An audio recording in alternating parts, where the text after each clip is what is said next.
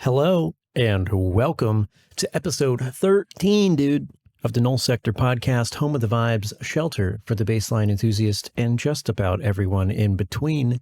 I am Null, also known as Jake, and let's fucking chill.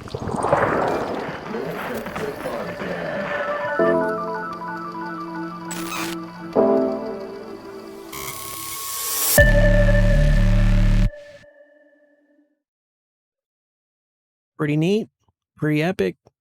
Not only do we have that sick-ass podcast intro now, hopefully, if everything is going correctly, the video that you're seeing is now properly in time with my voice, because previously I did a little fucky wucky, and it was actually like 600 milliseconds behind, which is no bueno, not graded.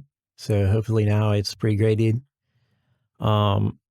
Episode 13. That's crazy. We're really doing it, huh? It's taken over, geez. I think we started this in 2023. I don't think it's been too long. But the fact that I'm still doing it is crazy. I'm still predicting episode 40, first organic question that will arise on the podcast. Now we did, this is actually a big thing. Before we get into it, let's get the intro out of the way first. Give me a second. We'll get to what we need to get to. What's up, dude? Our topics for today, which we'll talk about in a second. I have some things to discuss around that, but we got a lot to talk about. The lineup did, which I didn't update, so now I have to actually scroll to them. Going on tour. What's that like? I'm not going on tour. It's talking about going on tour. Music hardware, because we have lots to discuss about music hardware, and designing bass patches, right? This episode is actually related to music. Isn't that crazy? Instead of me just rambling for 3/4 the time, this one's actually loosely based around what everything of all content me make should do about. So, anyway, it's time. So let's get right in to the first segment that we all know and love, which is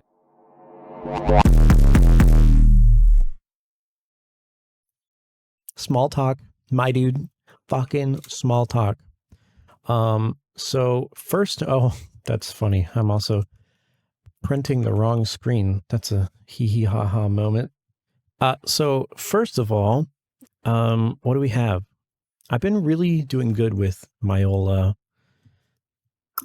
notes here for the podcast. Oh, by the way, McDonald's coffee. We stand. Always got to have my drink for the podcast. It's tradition.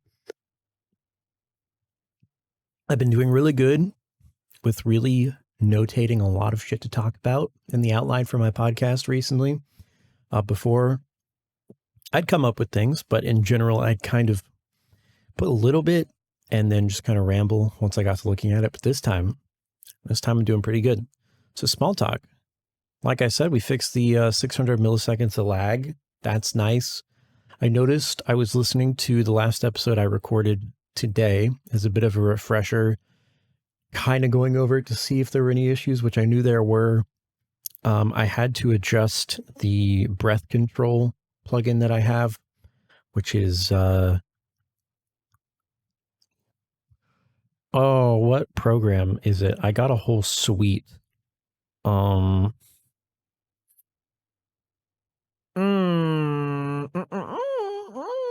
don't remember. I don't know. Can't remember the name of them, but I got a breath control plugin among many others that I'm using live, which the problem is it's a little too sensitive. Well, it's not that it's too sensitive. I had it dipping out at like negative 35 to 40 decibels, which is a lot. So every time it would hear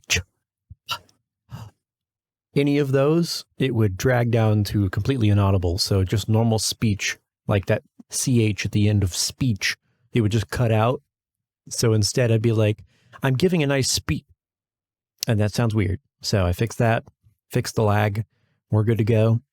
I just made it something more reasonable, like negative 12 or something. So you can still hear me talk. It's just not ear-piercingly loud breathing. You know, dude. I told you guys I would update you in 2 weeks, and here we are, 2 weeks later, about my sleep schedule that I've been trying, or saying I would try. If you don't remember, I said I was going to try going to bed at 6 p.m.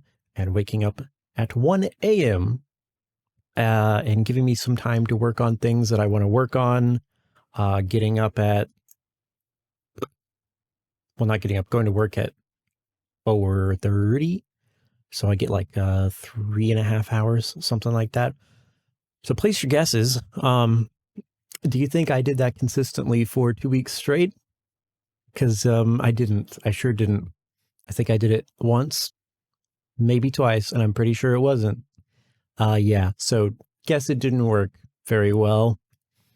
No, it's not true. I did try it a couple times, like 3, actually. And pretty much every time I was so tired, by the time I'd go back to sleep before I'd have to leave at 4:30. So I'd get up at 1, be up for like 2 hours, then go back to sleep for another hour, and then go to work. So yeah, it didn't really work. And it didn't even matter that I would go to bed super early the night before. It just didn't make a difference. So yeah, what I'm trying now is staying up till 9 p.m. and getting up a little bit later, more like closer to 5. So we'll see if that works a little bit better. I don't know. I said I was playing PS2 games before on the old PSX2 emulator. Great times. I've been doing that more. Been playing still. Something that's pretty funny. Layla told me to download a game called Shrek the Third, which was a game that she used to play in her childhood. I never played a Shrek game. I played The Incredibles on PS2 a lot. That one was fun, but I assumed it was similar. And it kind of is. It kind of is. What I thought was funny is I did not know that it would be a fighting game or like a linear adventure fighting game. I didn't see that coming. I didn't know what to expect from a Shrek game. But apparently that's what it is. And to be honest, for what it is, for a little kid's game in the early 2000s, it's really not that bad. It's fun. It's stupid and it's fun. It's got this hilarious multiplayer mode, which is like this little mini game where you're catapulting rocks at each other's bases. That is it. That's it. There's no other multiplayer. It's silly little game. But the funny part is you have an ultimate ability. You have like a power meter that slowly goes up as you collect fairy dust from enemies that you kill. And when you get your ultimate, he does this big like Fusro Da roar, and he summons his ogre power, and he literally summons the Shrek Force.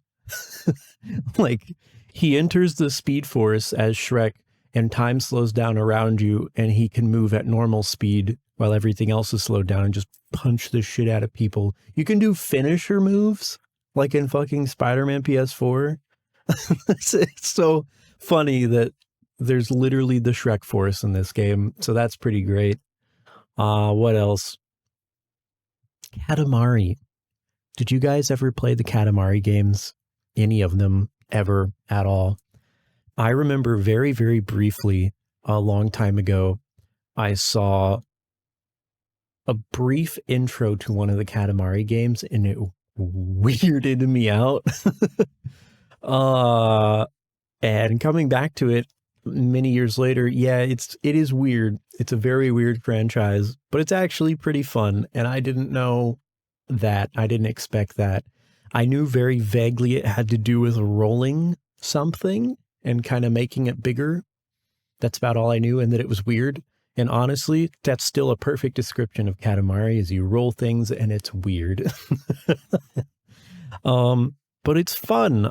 Specifically, we found a Katamari game called We Love Katamari, which is a soft sequel to Katamari Damacy, but it's 2-player, or it has 2-player functionality. It's a little fucky.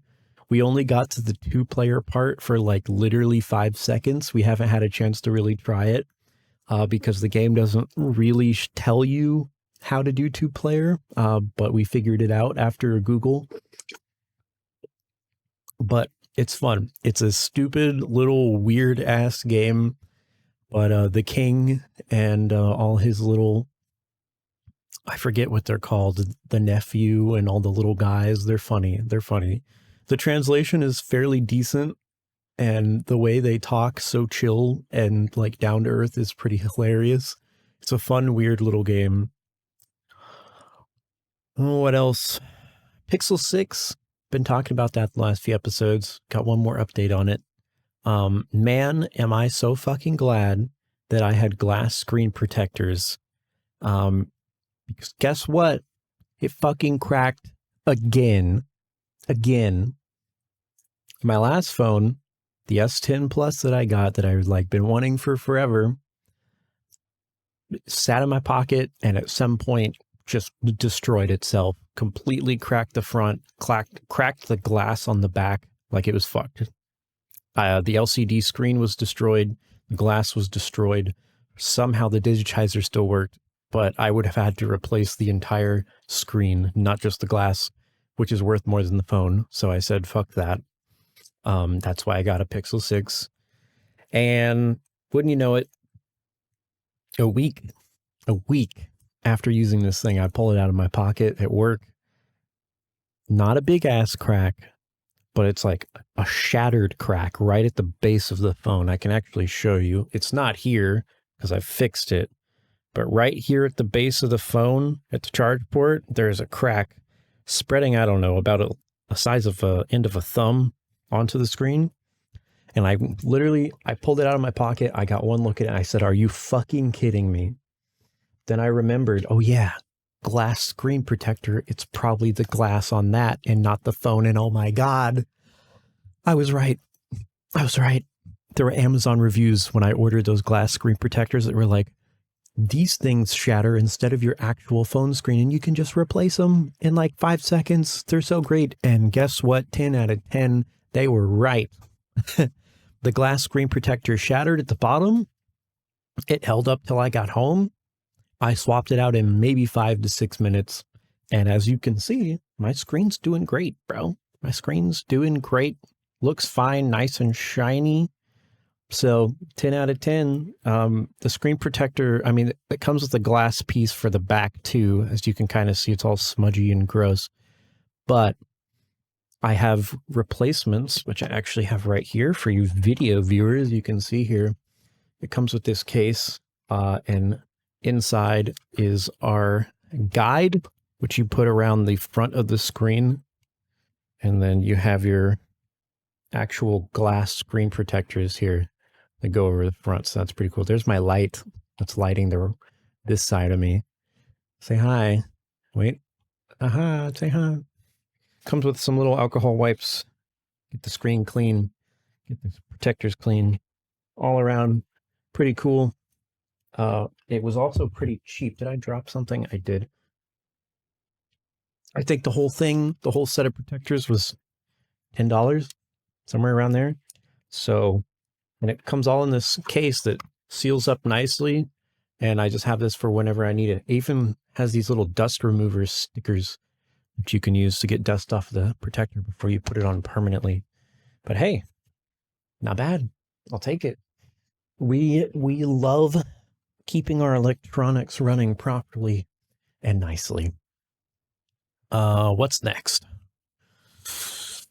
Oh, yeah, this was something I came across today. I was looking at my Quest down here that, you know what, I can show it. I can show all this shit because I have a video. Oh, here's the bad boy. Here's the bad boy right here. Now, as you can see, man, this thing is customed up to a T, as I love doing with my devices that I collect. I mean, it looks pretty sick too. I'm not going to lie. Makes it look like a little VR guy doing VR things. Here, I'll pop it on for your video viewers while I talk about it here. It doesn't fit super great. Actually, you know what? I've never even done this, but this actually fits just over my headphones. That's crazy. I've always put my headphones over on top of this, but this works great over my headphones. Now, I could turn this on and talk you through pass-through, But there's no reason to do that. Anyway, looks pretty cool, you know, not bad. I don't have to keep it on, but it's pretty hot here in Florida, and the electricity bills are fucking wild to even keep it remotely cool inside. So there's a problem with the old Quest, and it's that it's very hot. And I don't know why I put this on the ground. I can keep showing you. So here's what we got going on with the Quest. I talked about this way early on. Like, I know there are no OGs yet. We haven't even done this podcast long enough to have OGs that remember early podcasts, because that's only me. No one else, maybe one person, which is my brother, maybe. And I still don't think he would remember exactly what. Also, if you're listening to this, hi, Josh. Hi. So here's what we've done to the old Quest 2. First and foremost, we have this right here, which is a fan, an air intake fan. So there's some vents up here that you can see. Right here is an intake, and then on the other side there's an intake, and it uses USB-C for battery, and then you can just flick this on like so.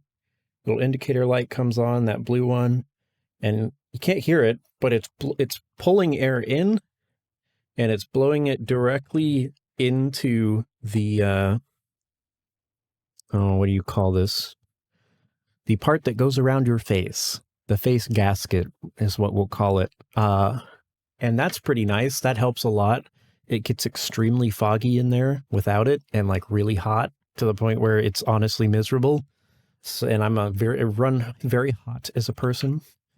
Now, the thing that's great about the setup that I have with this is, as I told you, in the front, it has that USB-C charging port for the fan that's attached on top.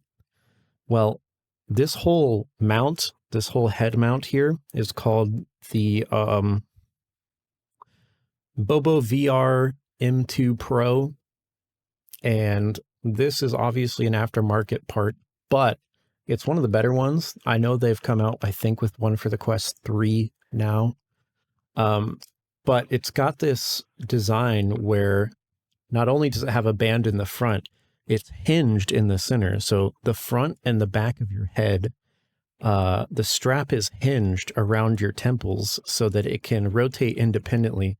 And this allows for you, when you're wearing it, to actually tilt it up and kind of just hold it in the air like a fighter pilot visor or something when you need to see. So that's pretty cool. And it just mostly stays, which is very nice. It's got this nice padding that will push against the back of your head. It's very soft. It's very nice. And then on the very top, it's also got these two fins. And these also have padding. And this kind of just puts a little bit of pressure right on the top of your skull, which helps hold it in place. And then, of course, as all good aftermarket headsets have, the entire thing is a ratchet system, which sounds like this. And you slide it over your head and then ratchet it down with a turn knob on the back to where it's nice and tight. And that way you can be really mobile without it falling around all over your head. So that's nice. In combination with that, it comes with a custom faceplate here. That's what it's called, not a gasket. Custom faceplate, which is nice, soft, like faux leather. Well, not faux leather. It's more like soft plastic with some air holes in it. It's much better than the stock one. The headband that's part of the headrest that rests on the front of your head is also extremely soft. It's very nice. What else? I have this cover, as you can probably tell, on the front of my Quest. So it's all kind of blacked out except for the cameras, which is pretty cool. I just think it looks great. It does technically keep the Quest nicer. I mean, I'm never going to get rid of this thing. I'm going to have it till it's literally unusable. But I mean, it keeps the base part of the Quest nice. You can still see it under there, like it's there. I will say it doesn't match up very well. Like you kind of have to slide it around sometimes to get a perfect fit, but I just think it looks cool. And that makes me happy. And then here's the best part about this Pro strap that I have on here. The back of it, as you can see, is rather thick, and that's because it's a battery. Right? Am I crazy?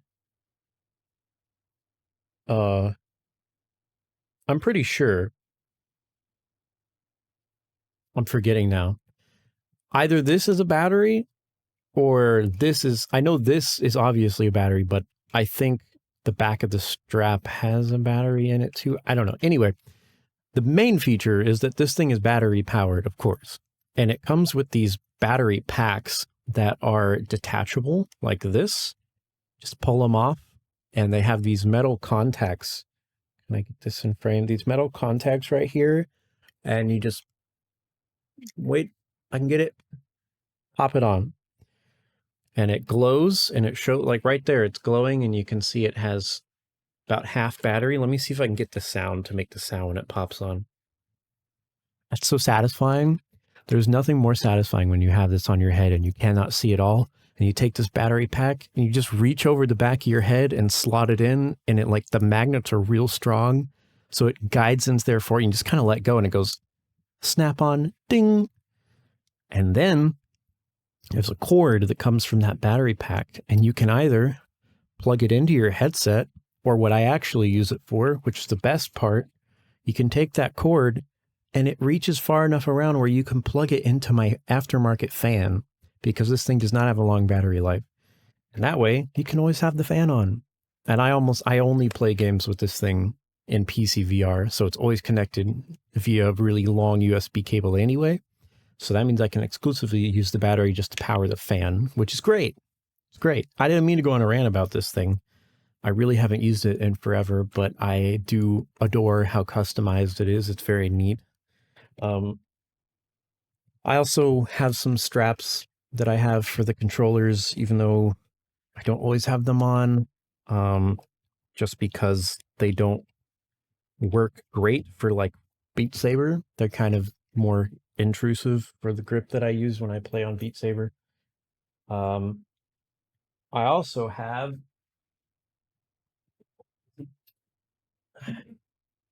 whoopsies.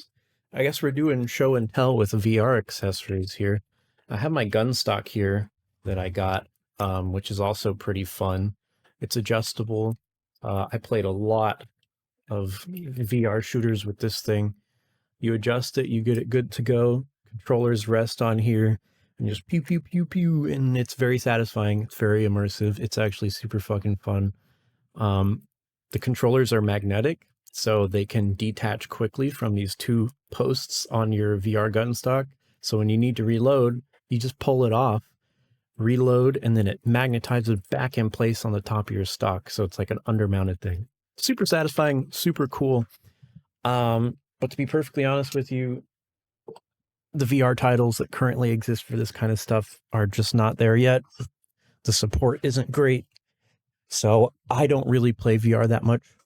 I sure did when I first got it. I was super, super into, oh Lord. The fact that I forgot the name is hilarious. Ghost of Tabor. Super into that game. But it's just the devs for that game are fucking horrible. They're the worst devs I've ever seen.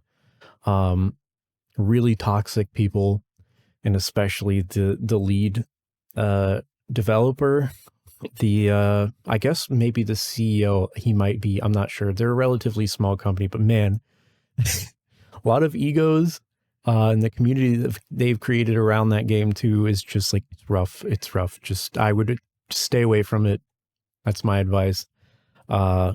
Anyway, the reason I eventually stopped playing is because lots of the game were just completely broken, including the ability to use the gun stock for a lot of people is just, it doesn't work. It's completely busted. And so I just stopped playing because I couldn't use my gun stock for it, which is like kind of the whole reason I liked playing the game. And I waited a year for them to fix it. They said they fixed it. It was not fixed.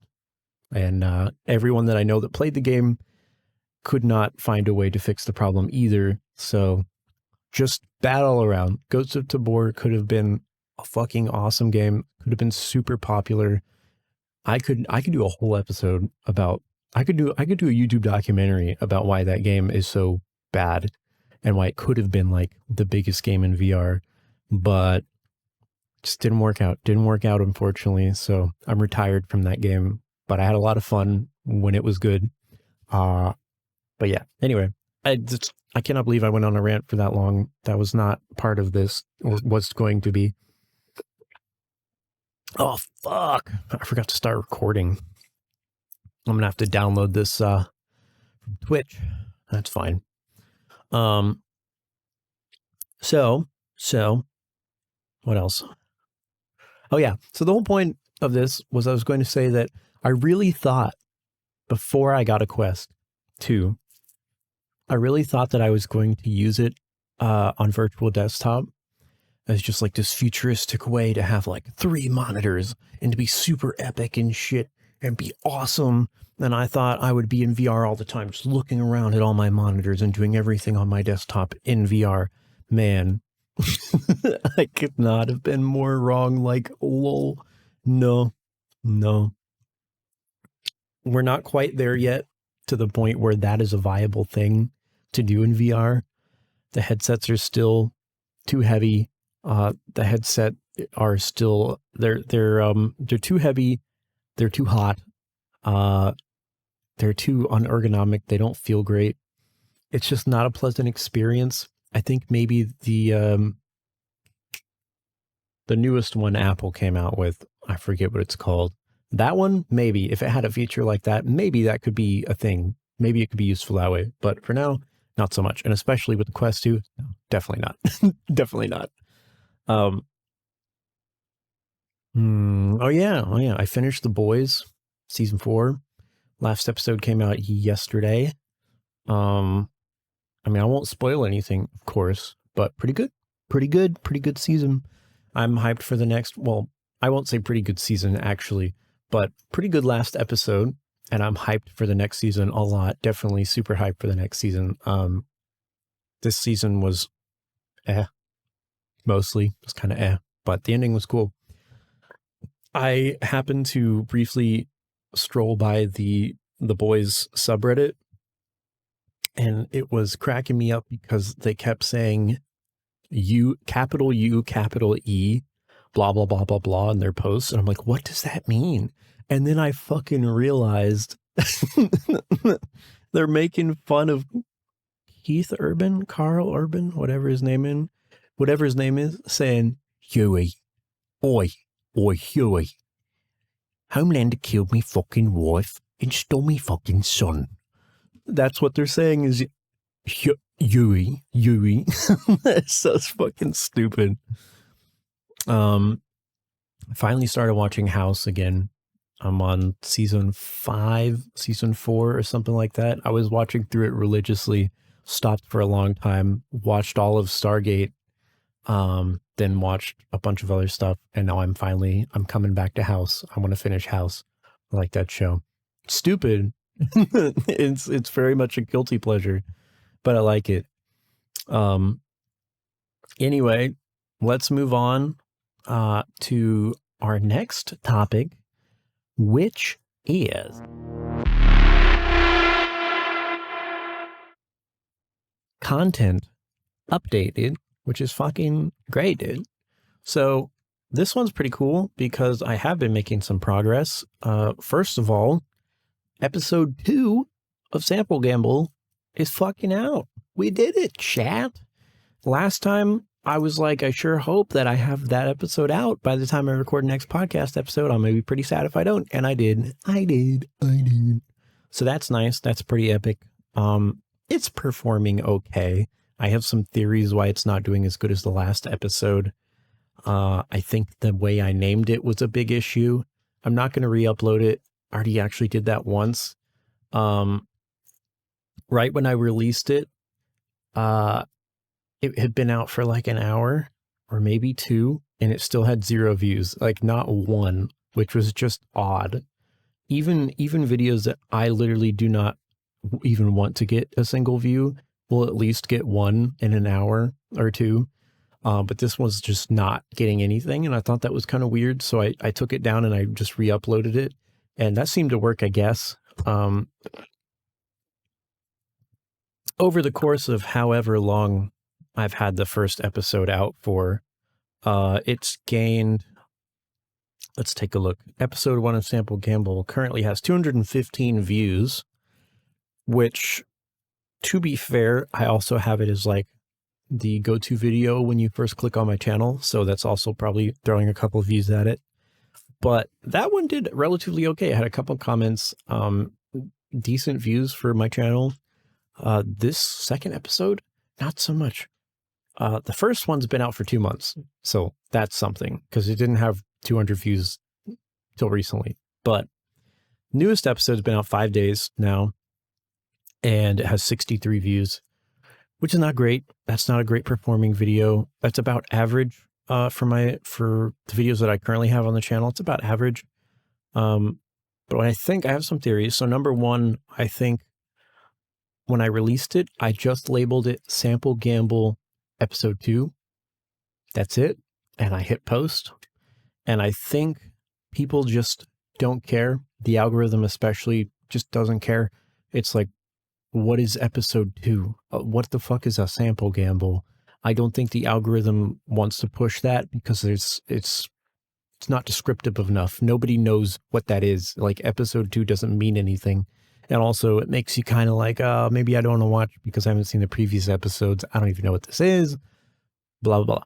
So I realized I need to do what I kind of knew I should have done.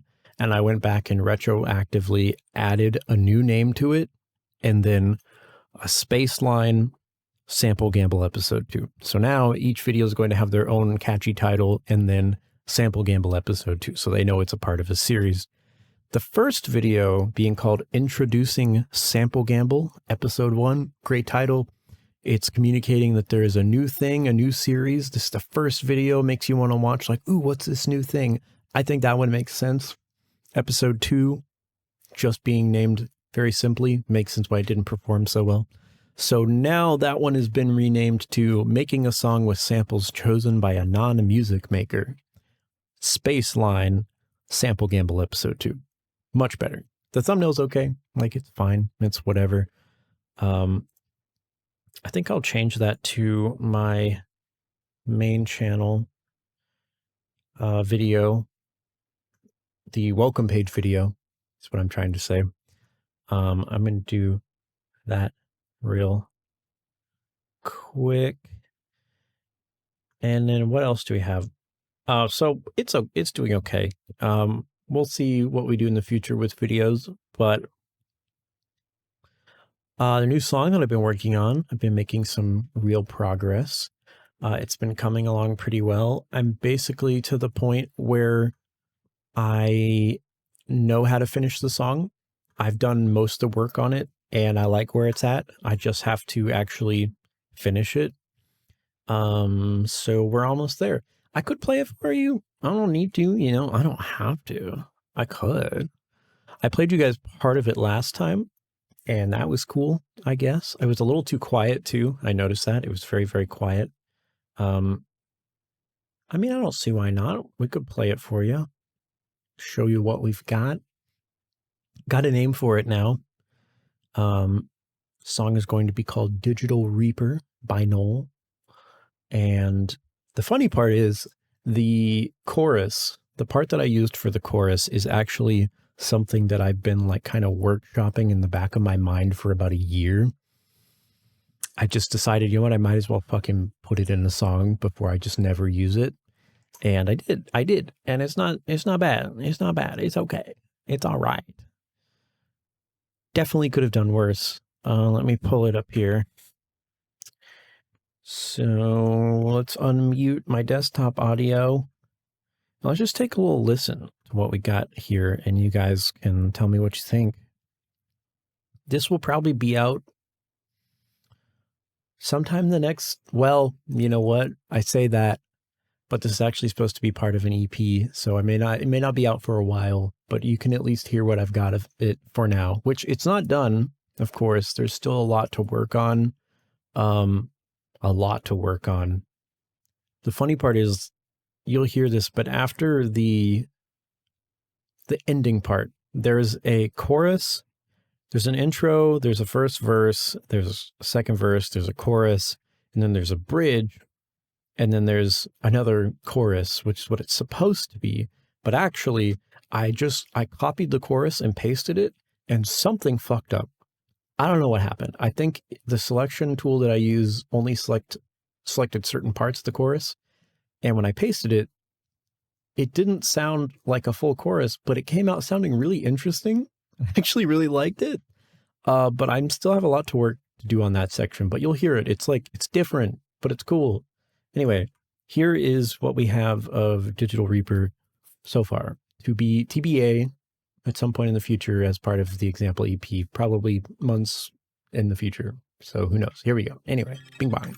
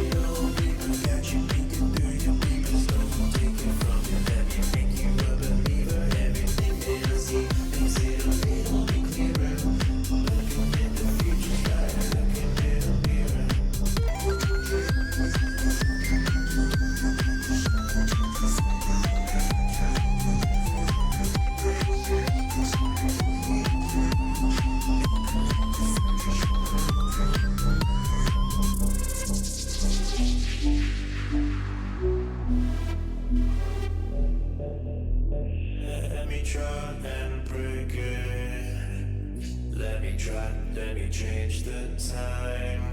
Every time, everything in my way. This is why I don't try. Maybe I'm. Let me try and break it. Let me try, let me change the time. Every time, everything in my way. This is why I don't try. Maybe I'm.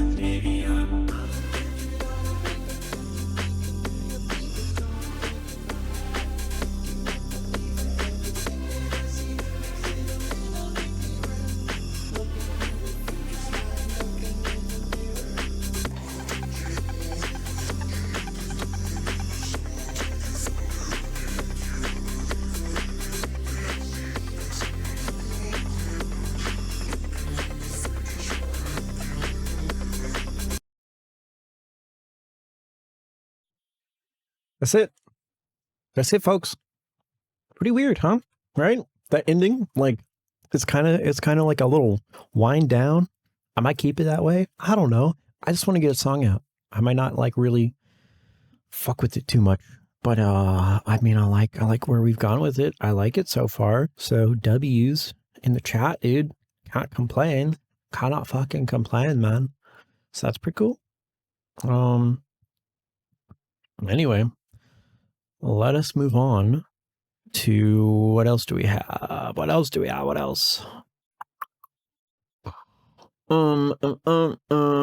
Oh, I've been trying to brainstorm for the next video. I don't know. I don't have a lot of ideas yet. I've been thinking like, I want to keep doing Sample Gamble, of course. I want that to be a staple, but I also want to do other videos where it's just making music. Got some ideas where it's like, I want to do I made a song out of dollar store instruments. That sounds like a fun one. I made a dubstep song out of things from my kitchen, like stupid shit like that. Sounds fun. Hopefully I can keep the lyrics going for the EP with the rest of the songs. We're doing good so far. So hopefully next 2 songs will come out decent. I want to work on that pretty soon. Here's a big one. I've been wondering if I should keep the 3-topic style for my podcast for this one right here. I have so many little things to say, but coming up with 3 whole topics has been actually really difficult for the past 2 times, maybe even 3. Like, this keeps happening where we're 40 minutes in. We're fucking 40 minutes into the stream and probably more like, I don't know, 35 into the actual podcast. And I haven't even gotten to the first topic technically. But I've said so much and I've had so much to talk about. So I don't know. I would ask, what do you guys think? What do you think I should do? Not enough viewership yet to get a response, but I'm trying to figure out what I really want to do. And if maybe I want to make it a little bit more loose. I know the Sad Boys podcast kind of works that way. You know, they don't have concrete 3 sections. They kind of just next topic that naturally comes up is what they switch to. I don't know. We'll see. I'll have to think about it. But for the time being, we are now ready for topic numero uno, which is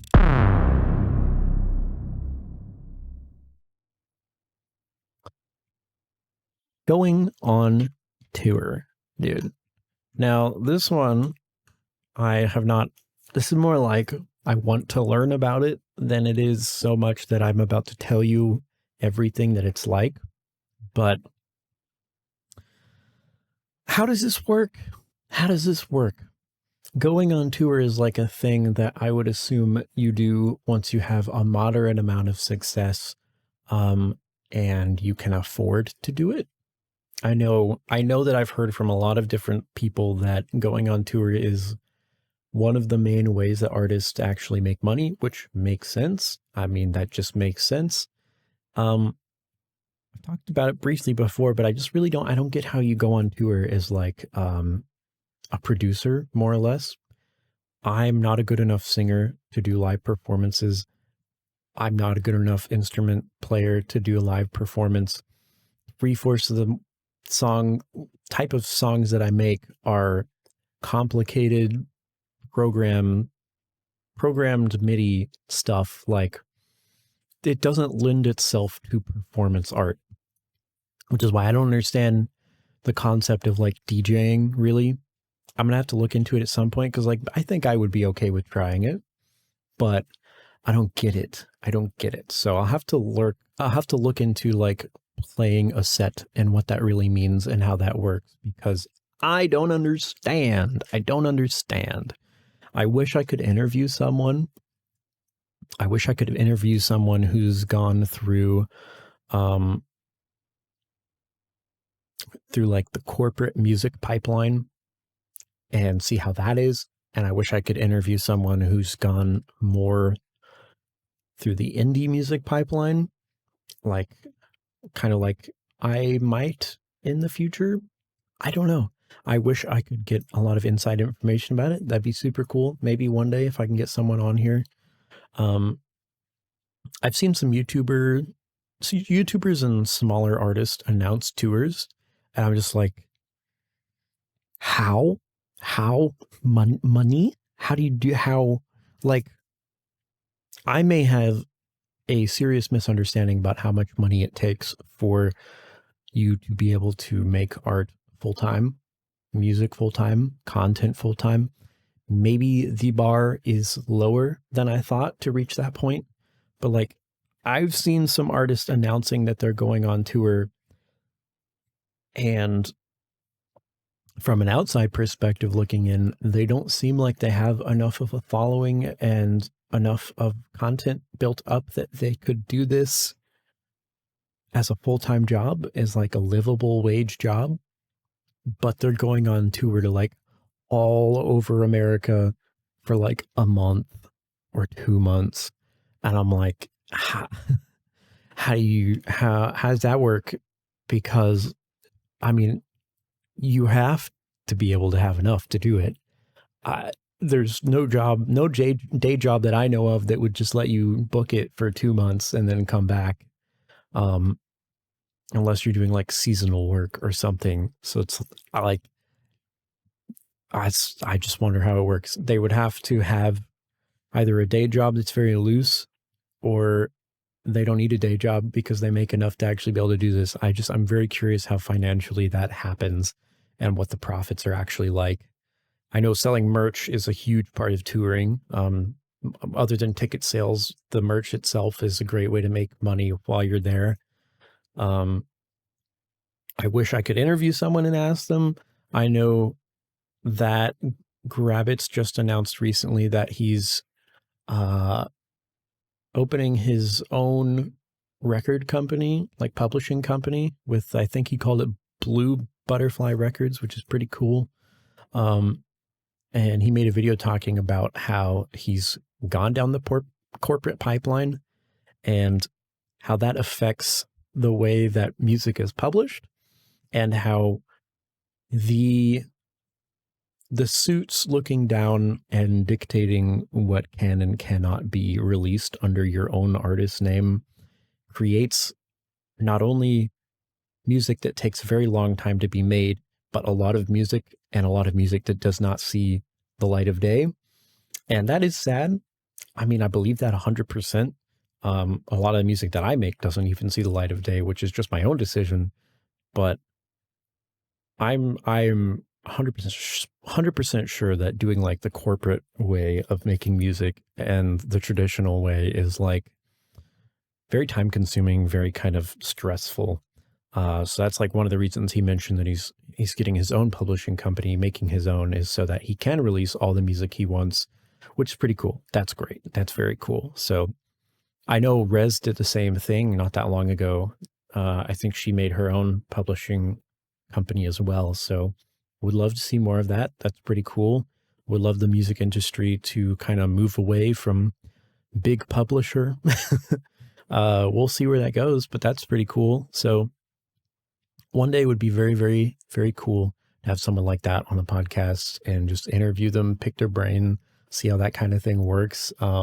Maybe one day, maybe one day. We'll just have to see. But we'll go ahead and boogie on over to topic numero dos, which is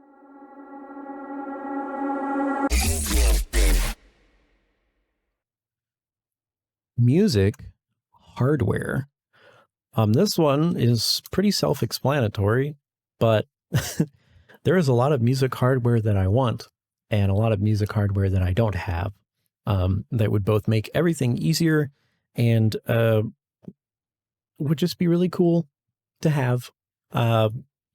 Here's the little title that I chose for this episode. It takes you 48 fucking minutes to get to it, but do you really need instruments to produce?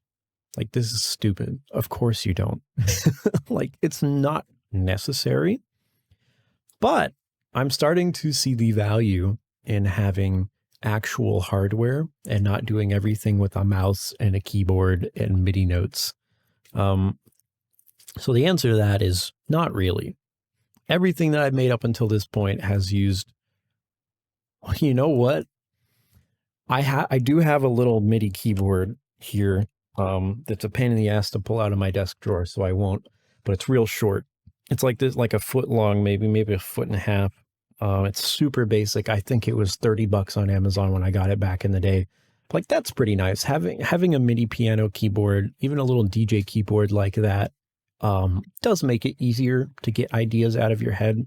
But honestly, I almost write all of my music in MIDI notes. Like, sometimes it's helpful to play the keys to get the notes out of my head and harmonize with something, where if it's like an E, I'm like, ah, I can tap the key until I get to it and to double check that I'm not going crazy. So that's nice. But man, I really wish I had a proper full keyboard with a bunch of actual functional effects, suites, buttons. Like, it'd be very, very nice. And not only that, I really want a proper electric guitar, and I really want a bass guitar, and I really want to learn both, especially the bass, because I've never actually played bass before. I've played electric guitar and I've played an acoustic guitar, and piano, not bass. So that'd be cool. I wanted drums for a long time. I mean, all of this would be super fun to collect and like try to learn. I would love to do all of it, but at this point in time, I can't. But like, man, do I really want to. I think I even had a section in a previous podcast about a bunch of drums that I wanted, and like I still do. I just can't do that kind of setup yet. Like one day we'll get there, but not yet. I do have moments where I wonder if I even need them. And technically the answer is like, I mean, not really. I still can make music without it, but it's so much easier with a physical instrument sometimes. And for the first time in my most recent song that I showed you that I'm working on, I used acoustic guitar, actually recording through my digital pickup on my acoustic guitar into my interface and used it in a real song. Now I was just lightly picking 2 different notes, ding, ding, ding, ding, ding, ding. And that's all I did. Extremely basic, but it's a real instrument that I used in my song. And that's pretty fun. I mean, that's pretty cool. I mean, I use my keyboard all the time, but real instrument, you know, it's a MIDI input device, but still I do use that.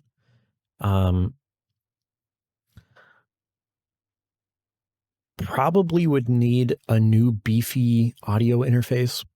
The old Focusrite Scarlett Solo that I have is old. It's a meme among the music community and music producers that when you first start out, the grand pairing is the Focusrite interface with some cheap Audio-Technica headphones, and maybe an Audio-Technica mic is what it used to be. I don't know if that's still the meme anymore, but like that's kind of the beginner producer thing, and I've never really upgraded. I mean, I have this mic here, which I've ranted before, the Hulk Hogan VO1A. It really, it's just any XLR mic is going to be much better suited for everything, but especially for vocals. I could not get my vocals to sound right over the AT2020, which I fucking love that mic, but I had the USB version. I did not have the XLR version, and upgrading from the USB to the XLR VO1A was like night and day difference. Now my vocals, as you could hear, actually sound acceptable, which I could not get to what happened before. So that's great. I really want some new cans, dude. Although I'm finally making decent stuff without getting new ones. The V-Moda crossfades that I have here are ancient and barely work and are broken on the head strap and everything. But I mean, I'm making music with them. So that's nice. But man, I would really, really love, and I didn't pull them up. I could kick myself for not doing it, but there's a pair of, I think it's Sony headphones that I really, really want. They're just so nice. They're like $400. So not anytime soon, but that would be very nice. I want that goddamn Shure SM7B that everyone has. You already know. If you know, you know. I don't even have to get into it. Everybody has it, but everybody has it for a reason. I would love to get one. This thing is nice. It's okay, but I would really like that mic. With a preferably, yeah. What? I don't need to get into all that. I need some stuff for YouTube videos too. Some hardware, man. My base model S22 that I use as a camera is much better than what I was using previously, but it's still a phone. It doesn't have a proper lens on it, and it's kind of the reason why some videos will look the way they do as compared to other videos. And like, I don't make cinematic stuff that often, but I do have, I like putting in little like cinematic elements in my videos and being able to use a real camera with a real lens. And my brother would just be the best source for this when I eventually can do it. Like, he's going to be that wealth of knowledge with the insider info that I need to get any of my questions answered, which is going to be fucking awesome. So I'm excited for that. But man, I cannot wait till I can do that so my videos can like jump up in quality. And like, it's going to be such a fun hobby for me to just like make little cinematic stuff for fun, mostly, as part of my videos. I cannot wait. But at some point I'll figure out a good camera setup. For now, most of my content is made at this desk, almost all of it. So this setup works, but it's not ideal. I don't love it, but it works. This one has been not really driving me crazy, but I've just been noticing it. Every fucking body, everywhere has the DJI lavalier mic. Everywhere. It cannot be that good. It can't be that good. I've looked it up online on Amazon, and I can't tell exactly which one they have, but it's expensive. It's like $100 or $200. And I just, from the audio quality that I see from people using this stuff in their videos, like, yeah, it's acceptable, but it's nothing compared to like a proper condenser mic. I mean, obviously it's a lavalier mic, but like, really? I know DJI is super popular, but damn, that's so much money. I part of me wonders if they get sponsored to get those. I don't know, but I kind of want one. Kind of want to try it. My only solution for like recording on the go while filming is using that my current camera, the S22 base model phone. I have a voice recorder app that uses the mic with all filters turned off, so it's actually raw audio.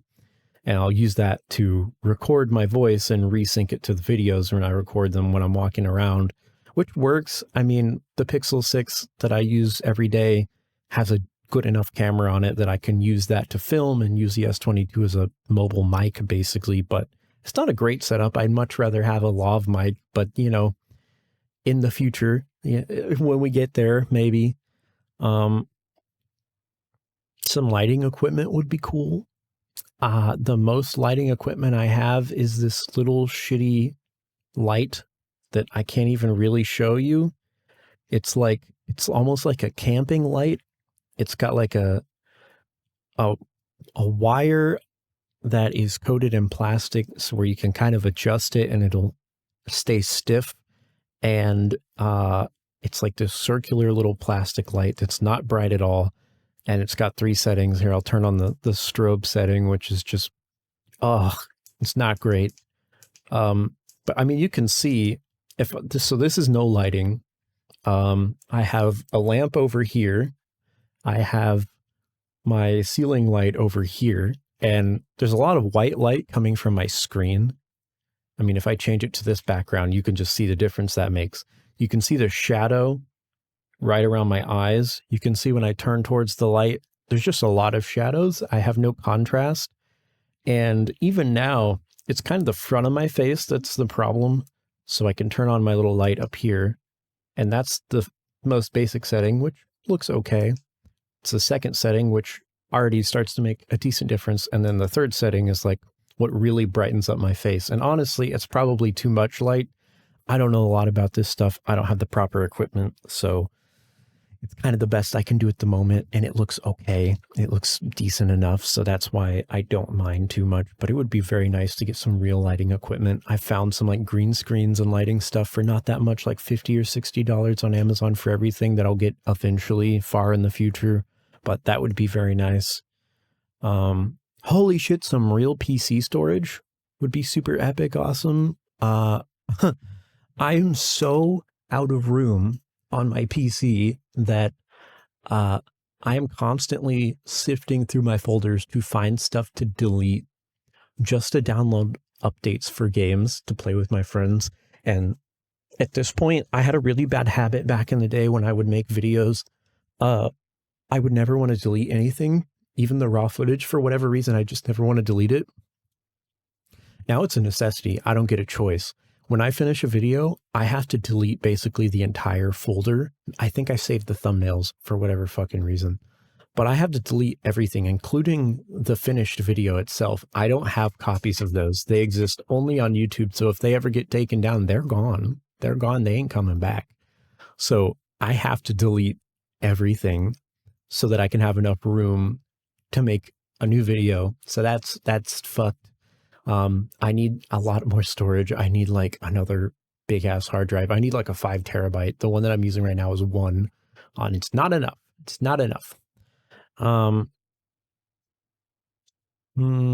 also need to remember to plug my podcast on my main channel and my music as well. I realized no one is going to advocate for that except for me. And if my videos on my main channel are getting a little bit of views, I should probably mention at some point, hey, I have a podcast about everything that I do.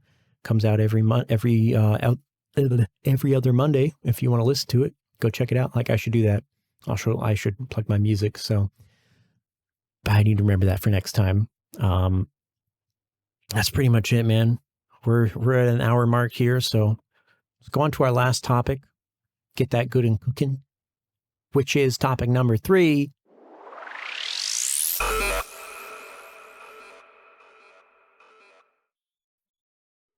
Designing bass patches. And we're talking Serum here, dude.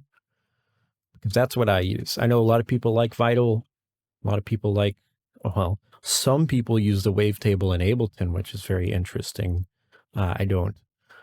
But Serum is what kind of the industry standard. A lot of people use it. You can get access to it real easily. You can wink wonk download it, if you know what I mean. Or what I've preferred to do is go through Splice and use their rent to own program where it's $10 a month for like a year. And then you own it after you pay the last payment, which I do. I own Serum now and completely paid it off.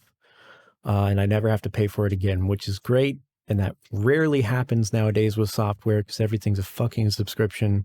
So it's very nice to own Serum forever.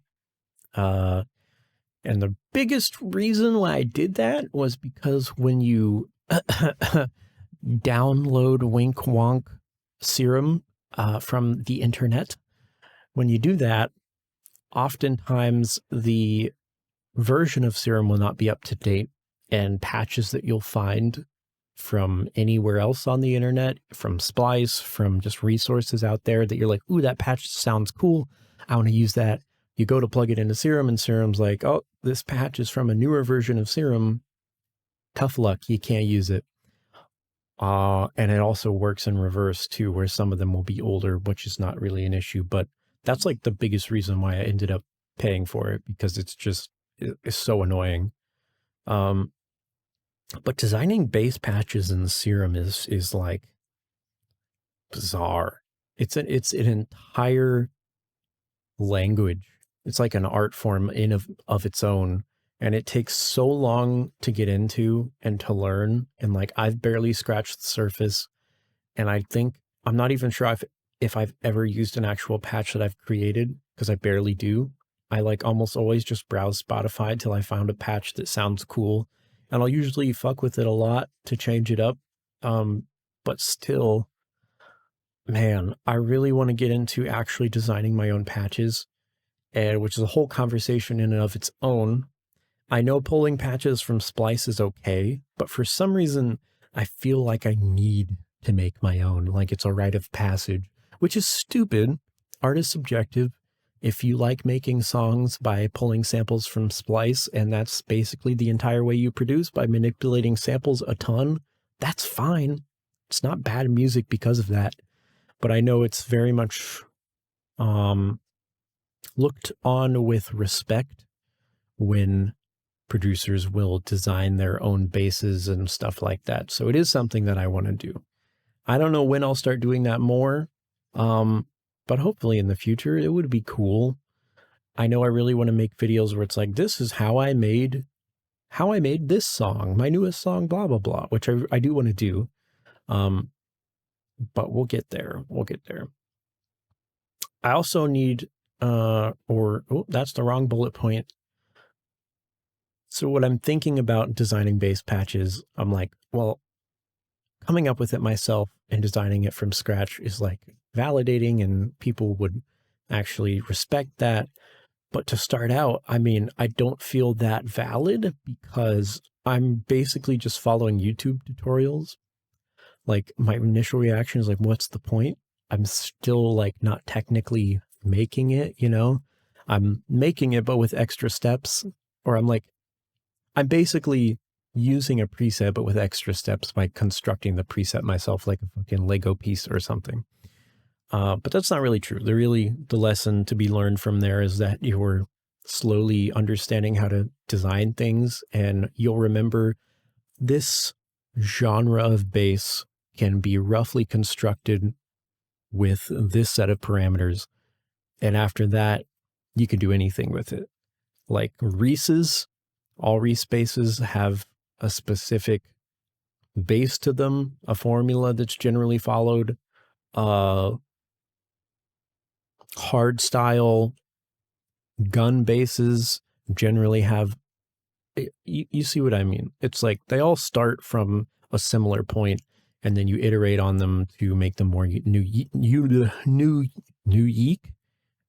unique. Got it. Unique. And that's what I want to do. So I got to learn. I guess the point is just to learn and get better over time so I can eventually make stuff without a tutorial, which I have done before. It's just not very much. So my last song didn't really have any interesting bass patches. Digital Reaper is very much like I guess it's house, to be honest, like dance house. So there's not going to be a lot of wubs and cool basses in there, which is okay. Like the only bass in there is like a very like garage UK, I think is what you call that, like a Slavic kind of, it's kind of bass, like boom, boom, boom, boom. Sometimes I don't describe things very well, but I think you get what I mean, which is fine. Again, it's fine, but it's just a random patch I pulled from Splice and basically used unaltered through the whole song with a Reese underneath to kind of thicken it up that I blended it with. But that's fine. I got to go back to my roots, man. I still want to make bass music. I still want to make drum and bass and dubstep. So this little experiment into house and vocals has been fun, but I want to keep going with the next 2 songs in the EP, and hopefully one of them be like in a minor instead of a major key, and be a little bit more dramatic, a little bit more edgy. Yeah, a little more grungy, maybe a little dubsteppy. We'll see. We're not there yet, but we'll see. And that's pretty much it. It's about that time, friends. Thanks for the immaculate vibes, We're to our last section, which usually, and I don't know if I said this, but this episode was recorded live on Twitch. So if you ever want to catch these episodes live, I will almost usually always record them on Friday or Saturday, every 2 weeks, usually towards the end of the day, middle to the end of the day, like anywhere past like 4 p.m. usually. And when I do that, you can watch the whole thing live. You can put questions in the chat. I may respond to them live, or we will respond to them at the end in this section, which we all have come to know and love in the future, maybe not yet, which is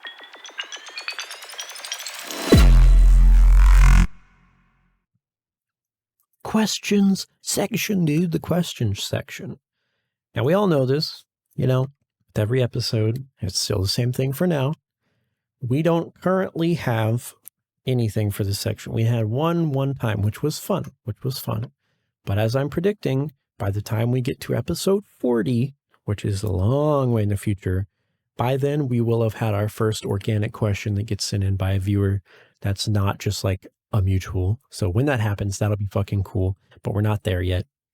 If you desire to send in a question such as one of these that I'm talking about, there are multiple ways to do it. One, you could watch the stream live on my Twitch, which is NU_11 official. We're live on Friday or Saturday, recording these, and we can talk about it live, but we'll definitely talk about anything you put in the chat right now during the question section. Alternatively, we have a Gmail set up if you'd like to send in a question. And that email is nu11sectorpodcast@gmail.com. All that I ask is that in the subject line, you put whatever you want your name to be, doesn't matter.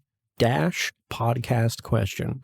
Then in the body of the email, write whatever you want to be. Doesn't have to be a question, could be a comment, concern, or question, and we'll talk about it in the next episode. And if those aren't good enough for you, you can go to the subreddit, which is NU-11 sector. And on there, there's a flair called podcast question. I think I have one for a YouTube question too, if you want it to be talked about on a YouTube video, which we also will do.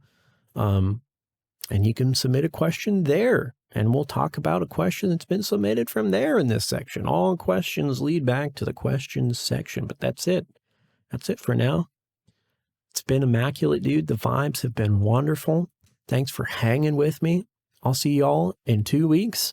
As always, you can find the audio version of this podcast on Spotify and Pocket Casts. You can find the video version on my second channel, which is NU-22. You can check out all of my main content on my normal channel, which is Null, also known or spelled as NU-11. Check out my music on Spotify under Null. And man, that's pretty much it. That's pretty much it. You'll find me basically on every other social media platform as some mix of NU_11 official or official NU_11, something like that.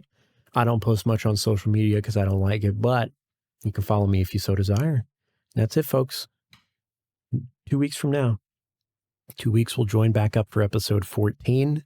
We'll see what's cracking then. I gotta go. It's been great. Peace out, Rosalinis. Have a wonderful day. And I will see y'all next time. Peace, boys. Peace.